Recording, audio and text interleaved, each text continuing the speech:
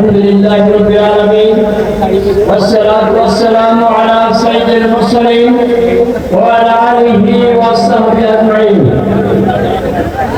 বাংলাদেশ জামাত ইসলামী শ্যামনগর উপজেলা শাখা কর্তৃক আয়োজিত আগামী 12 ফেব্রুয়ারি 2026 জাতীয় নির্বাচনের প্রেক্ষাপটে আয়োজিত আজকের এই জনসভার সম্মানিত সভাপতি, প্রধান অতিথি, বিশেষ অতিথিবৃন্দ, বিশেষ করে এখানে হাজির আছেন আমাদের খুলনা পটিয়াঘাটা থানা জামাত মনোনীত জাতীয় সংসদ সদস্য প্রার্থী বাবু কৃষ্ণনন্দ নন্দী উপস্থিত আছেন। বাংলাদেশের ছাত্র সমাজের হৃদয়ের স্পন্দন, প্রেসের অক্সফোর্ড খ্যাত ঢাকা বিশ্ববিদ্যালয়ের নির্বাচিত ভিপি, আমাদের অত্যন্ত প্রিয় ভাজন ইসলাম শারিক কায়েম সহ অন্যান্য নেতৃবৃন্দ, আন্তর্জাতিক জোটের সম্মানিত নেতৃবৃন্দ, আইন শৃঙ্খলা বাহিনীর নিয়োজিত সদস্যবৃন্দ, আমার প্রাণপ্রিয় স্বেচ্ছাসেবক ভাইয়েরা সামনে অবস্থান করে আছেন।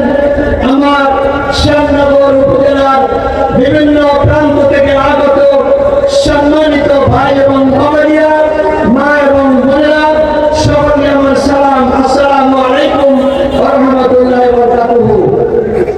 ভাইরা আমার, আমরা তো ক্ষমা চেয়ে নিচ্ছি, আমার মা বোনরা অত্যন্ত কষ্ট পাচ্ছেন, তারা সকাল 7:30 8টা হাতে রয়েছেন, এখন প্রায় 1টা বেজে যাচ্ছে, কষ্ট হওয়াটাই স্বাভাবিক।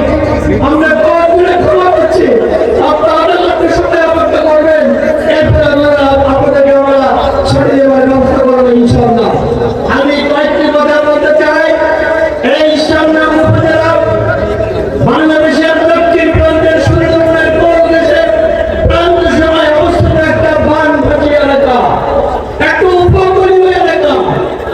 এই উপকূলীয় এলাকায় প্রতি বছর আইলা, শিলার, বন্যায় ভেসে এখানে অনেক মানুষের মৃত্যু হয়, সয় সম্পদের নষ্ট হয়, ঘর বাড়ি নষ্ট হয়, ফসলাদি নষ্ট হয়, তারা মানবিক জীবনযাপন করতে থাকে। আজ পর্যন্ত কোন সরকার এগুলো স্থায়ী সমাধান করতে পারে না।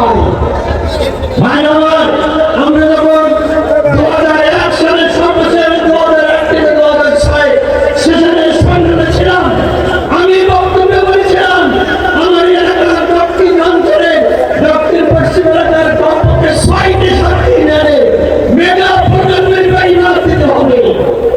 আমি একটি প্রবন্ধ লিখেছিলাম পত্রিকায়, একটা সাসপেন্ড দিয়েছিলাম। সে আমাকে একটি ইউনিয়নে বাদ হচ্ছে, বাকি ইউনিয়নে বাদ হওয়া দরকার।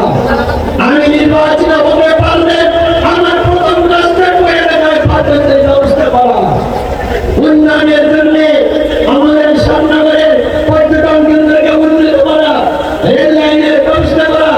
শ্যামনগরের সুতরাং সমাজকে আমি 30 থেকে 50 করেছিলাম, এখানে 50 থেকে 100 বেড করার দরকার। ওই নিম্ন অঞ্চলের প্রতিটি গ্রামে একটা হাসপাতাল তৈরি করা দরকার, অবকাঠামো নির্মাণ করা দরকার। অনেক রাস্তাঘাট অসুন্দর অবস্থায় আছে,